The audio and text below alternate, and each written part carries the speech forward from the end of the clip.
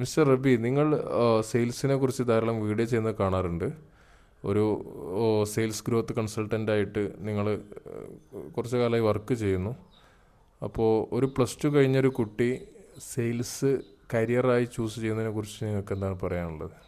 First of all, +2 കഴിഞ്ഞിട്ട് sales ഒരു career ആക്കുന്നത് കുറച്ച് കോംപ്ലിക്കേറ്റഡ് ആയിട്ടുള്ളൊരു കാര്യമാണ്. പക്ഷേ ഞാൻ എപ്പോഴും ഒരു കാര്യം സജസ്റ്റ് ചെയ്യാറുണ്ട്. +2 കഴിഞ്ഞ് സെയിൽസിൽ ഇറങ്ങുമ്പോൾ, സെയിൽസ് എന്ന് പറയുമ്പോൾ പലതരം സെയിൽസ് ഉണ്ട്. പക്ഷേ ഞാൻ ഉദ്ദേശിക്കുന്ന ഇവിടെ B2B ഫീൽഡ് വർക്ക് സെയിൽസാണ്. അപ്പോൾ ഇതിൽ ഇറങ്ങുന്ന ഒരാൾ ഡിസ്റ്റൻസ് ആയിട്ട് ഒരു ഡിഗ്രി മെയിൻറ്റെയിൻ ചെയ്യുക. അങ്ങനെ ആകുമ്പോൾ ഇവർ ഒരു +2 കഴിഞ്ഞിട്ട് ഒരു 3 വർഷം എക്സ്പീരിയൻസ് ബിൽഡ് ചെയ്യുമ്പോൾ തന്നെ ഇവരെ ഡിഗ്രിയും വെച്ചിട്ട് ഇവർക്കൊരു നല്ല പോസ്റ്റിലേക്ക്, നല്ലൊരു വേക്കൻസിയിലേക്ക്, നല്ലൊരു സാലറിഡ് പോസ്റ്റിലേക്ക് ഇവർക്ക് കയറാൻ പറ്റും. അതാണ് ഇതിൻ്റെ ഏറ്റവും വലിയ highlight. And what about the packages? പൊതുവെ സെയിൽസിൽ സാലറി കുറവാണ് എന്നുള്ളൊരു വിമർശനം കേൾക്കാറുണ്ട്. എന്താണ് താങ്കളുടെ അഭിപ്രായം? ശരിക്ക് അതൊരു തെറ്റായിട്ടുള്ള അഭിപ്രായം മാത്രമാണ്. കാരണം ലക്ഷങ്ങൾ വാങ്ങുന്ന ഇഷ്ടം പോലെ ആളുകൾ സെയിൽസിൽ വർക്ക് ചെയ്യുന്നുണ്ട്. അത് സെയിൽസ് മാനേജേഴ്സൊക്കെ ആയിട്ടായിരിക്കും.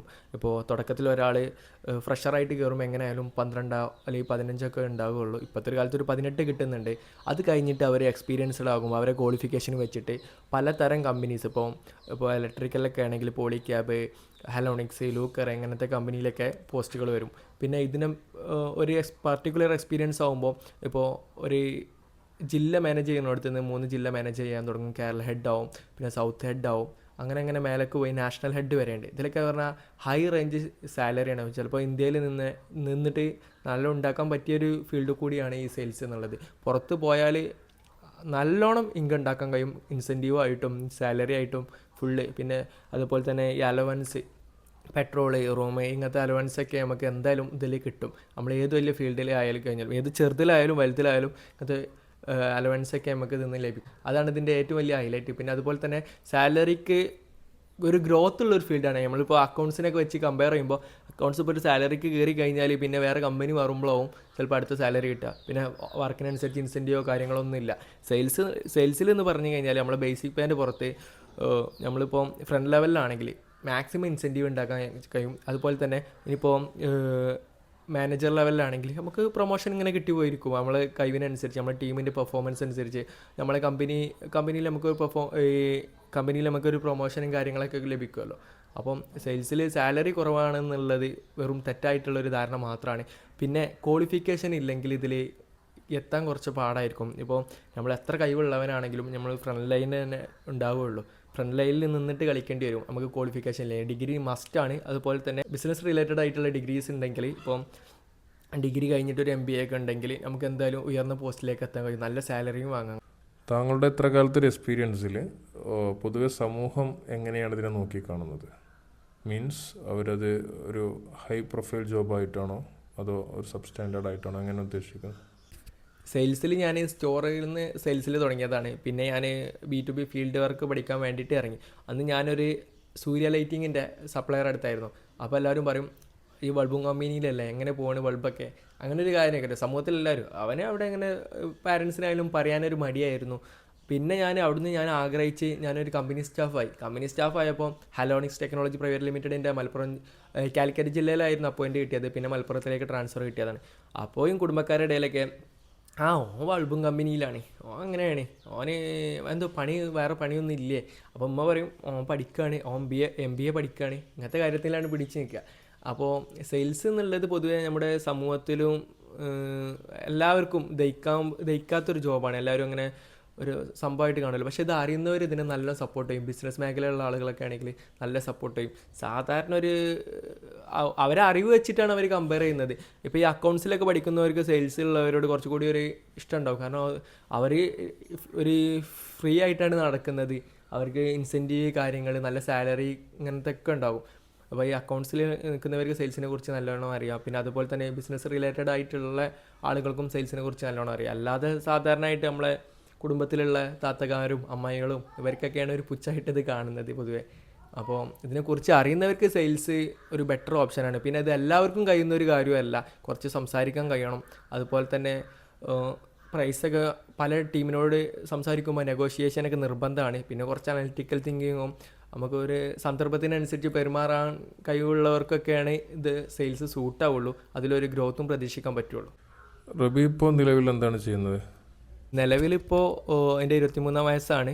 ഞാൻ എൻ്റെ സെയിൽസ് ജോബൊക്കെ നിർത്തിവെച്ച് ഇപ്പോൾ ഫ്രീലാൻസ് മീൻസ് കൺസൾട്ടൻ്റ് ആയിട്ടാണ് ഞാനിപ്പോൾ വർക്ക് ഏറ്റെടുക്കുന്നത്. ഇപ്പോൾ ഞങ്ങൾക്ക് സ്വന്തമായിട്ടൊരു കമ്പനി ഉണ്ട്, വെക്സ്റ്റ് അഡ്വൈസറി LLP എന്നുള്ള. അത് പുതിയൊരു ആശയവുമാണ്, മാർക്കറ്റ് എക്സ്പാൻഷന് സപ്പോർട്ട് ചെയ്യുന്ന ഒരു കമ്പനിയാണ്. അതുപോലെ സെയിൽസ് സ്റ്റാഫിനെ കമ്മീഷൻ ബേസ്ഡ് ഓപ്പറേറ്റ് ചെയ്യാനുമാണ് ഞങ്ങൾ മെയിനായിട്ട് നമ്മളെ ഒബ്ജക്റ്റീവ് ഉള്ളത്. പിന്നെ അതുപോലെ തന്നെ നിലവിൽ ഞാൻ ഒരു വെള്ളത്തിൻ്റെ സപ്ലയർ ഉണ്ട്, അവരുടെ മാർക്കറ്റ് എക്സ്പാൻഷൻ ഏറ്റെടുത്തിട്ടുണ്ട്.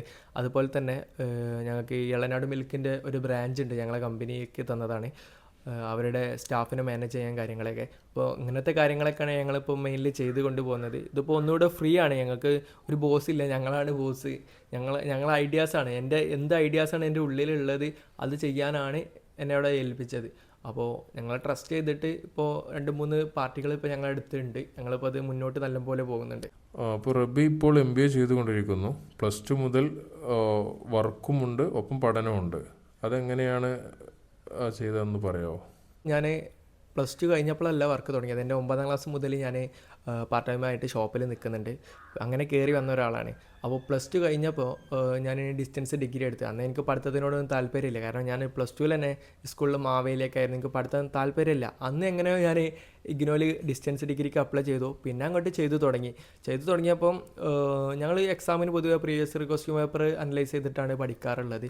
സാധാരണ ഞങ്ങൾ സ്കൂൾക്ക് പോയി കഴിഞ്ഞാലും ഇപ്പോൾ നമ്മൾ ബുക്കൊന്നും തുറക്കാറില്ലല്ലോ. അന്നത്തെ ഞങ്ങൾ പോകുന്ന ടൈം വെച്ച് നോക്കുമ്പോൾ എന്നും പഠിക്കുന്നില്ല, ആവറേജ് ലെവൽ സ്റ്റുഡൻ്റ് ആയിരുന്നു. പക്ഷെ മാർക്ക് ഉണ്ടാകും, നമ്മൾ പരീക്ഷയ്ക്ക് എന്തെങ്കിലുമൊക്കെ എഴുതിയിട്ട് മാർക്ക് ഉണ്ടാക്കും.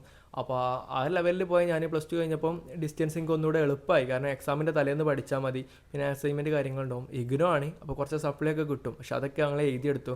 അപ്പോൾ പഠിക്കാൻ വേണ്ടിയിട്ട് ഞാൻ ഈ AI ടൂൾസ്, അന്നത്തെ കാലത്ത് സ്നാപ്ചാറ്റിൽ ഒരു MyAI എന്ന ടൂൾ ഉണ്ടായിരുന്നു, അതിനോട് ഞാൻ പ്രീവിയസ് ക്വസ്റ്റ്യൻ പേപ്പർ ചോദിക്കും, അതിൻ്റെ ആൻസർ കണ്ടെത്തും. അങ്ങനെയായിരുന്നു പഠിച്ചിരുന്നത്. ഷോർട്ട് നോട്ട് നമുക്ക് മനസ്സിലാകുന്ന രീതിയിൽ AIനോട് പറയിപ്പിച്ചിട്ടാണ് ഞാൻ പഠിച്ചിരുന്നത്. അങ്ങനെ പോയിട്ട് ഞാൻ എക്സാം എഴുതി. BA ഹിസ്റ്ററി ആയിരുന്നു. അപ്പോൾ അങ്ങനെ ഞാൻ കറക്റ്റ് ഇയറിൽ തന്നെ കംപ്ലീറ്റ് ആക്കി. പിന്നെ അതുപോലെ തന്നെ ഡിഗ്രി കഴിഞ്ഞപ്പോൾ എനിക്ക് പിന്നെ സെയിൽസിലായതുകൊണ്ട് തന്നെ എനിക്ക് MBA ചെയ്യാൻ പൂതിയുണ്ടായിരുന്നു. അപ്പോൾ ഞാൻ MBAക്ക് അപ്ലൈ ചെയ്ത് ഇപ്പോൾ MBA ലാസ്റ്റ് സെമസ്റ്ററാണ്, ഈ ജൂലൈയിൽ കംപ്ലീറ്റ് ആക്കുമെന്ന് പ്രതീക്ഷിക്കുന്നു ഇൻഷാ അല്ലാ. അപ്പം MBAക്ക് ആയാലും എക്സാമിൻ്റെ പ്രീവിയസ് ക്വസ്റ്റ്യൻ പേപ്പർ വെച്ചിട്ട് തന്നെയാണ്. ഒരു MBA ആയപ്പോൾ ഒരു 4-5 ദിവസം മുന്നേ പഠിക്കാൻ തുടങ്ങും, കാരണം കുറച്ചുകൂടി പഠിക്കാനുണ്ട് അത്യാവശ്യം. പിന്നെ ആ പഠിക്കുന്ന കാര്യങ്ങൾ എനിക്ക് ഉപകാരപ്പെടുന്നതാണ്, അതുകൊണ്ട് തന്നെ ഞാൻ നല്ല ആത്മാർത്ഥമായിട്ട് തന്നെ പഠിച്ചതും. പിന്നെ അതിൻ്റെ പ്രൊജക്റ്റ് അസൈൻമെൻറ്റ് കാര്യങ്ങളിലൊക്കെ അതിനൊക്കെ സ്പെഷ്യലായിട്ട് ഞാൻ തന്നെ ടൈം കണ്ടെത്തും. ചിലപ്പോൾ രാത്രി ആയിരിക്കാം, ചിലപ്പോൾ ഏർലി മോർണിംഗ് ആയിരിക്കാം. അപ്പോൾ ഇതിലൊരു എക്സ്ക്യൂസ് പറയാതെ ഞാൻ രണ്ടും കൂടെ മുന്നോട്ട് കൊണ്ടുപോയിട്ടുണ്ട്. ഇപ്പോൾ സെയിൽസിലായാലും ഞാൻ വെറുതെ വർക്ക് എടുത്തതല്ല, എനിക്ക് കറക്റ്റ് ഗ്രോത്ത് കിട്ടിയിട്ടുമുണ്ട്. അപ്പം പഠിത്തം വർക്കൊക്കെ വേണം എന്നുള്ളവർക്ക് എല്ലാവർക്കും മുന്നോട്ട് കൊണ്ടുപോകാൻ കഴിയും. മടി പിടിച്ച് നിന്നാൽ ആർക്കും അത് കഴിയില്ല. ഇറങ്ങാൻ ആഗ്രഹിക്കുന്നവരോട് റബീൻ എന്താണ് പറയാനുള്ളത്?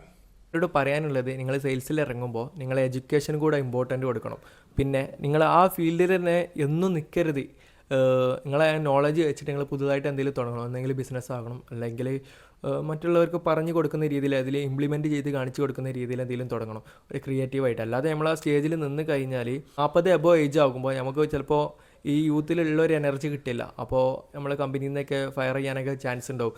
ആ ടൈം ആകുമ്പോഴത്തേന് നമ്മൾ അത്യാവശ്യം നല്ലൊരു പോസ്റ്റിൽ എത്തിപ്പെടണം, അല്ലെങ്കിൽ നമ്മൾ സ്വന്തമായിട്ട് എന്തെങ്കിലും തുടങ്ങണം. അതുപോലെ തന്നെ നിങ്ങൾ മാക്സിമം മാർക്കറ്റ് എക്സ്പീരിയൻസ് ബിൽഡ് ചെയ്യുക. പിന്നെ അതുപോലെ തന്നെ നെറ്റ്വർക്ക് ഇൻക്രീസ് ചെയ്യുക, ആളുകളോട് നല്ല റിലേഷൻഷിപ്പ് മെയിൻറ്റെയിൻ ചെയ്യുക. ഇത് നാളെ നിങ്ങൾക്ക് ഭയങ്കര ഉപകാരപ്പെടും. ഇപ്പോൾ ഇന്നത്തെ ഇതിൻ്റെ സന്ദർഭം വെച്ച് നോക്കിയാൽ എനിക്ക് ഫോണിൽ നിന്നാണ്ടാണ് സെയിൽ ചെയ്യാം. ഇപ്പോൾ കാലിക്കറ്റ് മലപ്പുറം ജില്ലയിലൊക്കെ ഉള്ള ആളുകളോട്, കാരണം നമുക്ക് അത്ര ബന്ധം ഉണ്ടാക്കി വെച്ചിട്ടുണ്ട്. അപ്പോൾ നമുക്ക് ആവശ്യമുള്ളത് എനിക്ക് ഫോണിലൊരു കോളിലോ അല്ലെങ്കിൽ ഒരു മെസ്സേജിലോ എനിക്ക് പ്രൊഡക്റ്റ് സെല് ചെയ്യാൻ കഴിയും. ഈ 23-ാം വയസ്സിൽ ആ ഒരു കപ്പാസിറ്റിയിൽ എത്തിയത് എനിക്ക് ഏറ്റവും നല്ലൊരു കിട്ടിയൊരു അനുഗ്രഹമാണ്, ഒരു ബ്ലെസ്സിങ് ആയിട്ടാണ് ഞാൻ കാണുന്നത്. അപ്പോൾ നിങ്ങളും മാക്സിമം നെറ്റ്വർക്ക് ബിൽഡ് ചെയ്യുക, മാക്സിമം എഡ്യൂക്കേഷൻ ഗെയിൻ ചെയ്യുക. പിന്നെ എന്നും ഒരേ പോസ്റ്റിൽ നിൽക്കാതിരിക്കുക. അത് പ്രൊമോഷൻ കിട്ടണില്ല എന്ന് കണ്ടാൽ അവിടുന്ന് മാറുക. പിന്നെ സെയിൽസ് തന്നെ എപ്പോഴും കണ്ട് നിൽക്കണ്ട, അതൊന്ന് പഠിച്ചിട്ട് അത് റിലേറ്റഡ് ആയിട്ടുള്ള എന്തെങ്കിലും ഈ മേഖലകളുണ്ടാവും, ഒരു കൺസൾട്ടൻസിയോ അല്ലെങ്കിൽ നിങ്ങൾ പഠിച്ചു വെച്ച പ്രൊഡക്റ്റിൻ്റെ ബിസിനസ്സോ അങ്ങനെ എന്തെങ്കിലുമൊക്കെ നിങ്ങൾ റണ്ണ് ചെയ്യുക. അപ്പോൾ അങ്ങനെ ആയാൽ എന്തായാലും ഞങ്ങൾക്ക് ഉറപ്പായാലും നല്ലൊരു ഭാവി ഉണ്ടാവുമെന്ന് പ്രതീക്ഷിക്കുന്നു. Okay, thank you.